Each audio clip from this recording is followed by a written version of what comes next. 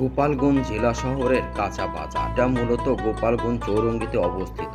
জেলার বিভিন্ন শাক সবজি, ফল মূল এবং পাইকারি জিনিস এই কাঁচা বাজারে বিক্রয় করা হয়। শুধুমাত্র কাঁচা বাজার তা নয়, ফল ফলাদি, শাক সবজি এবং মাংসাদিও বিক্রি হয়।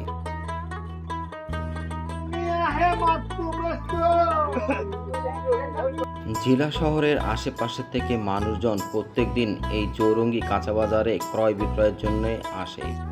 জেলার বিভিন্ন প্রান্ত থেকে সবজি ফল মূল এইখানে তুলে নিয়ে আসে কৃষকরা, আর বিক্রয় করে সন্ধ্যার দিকে চলে যায়।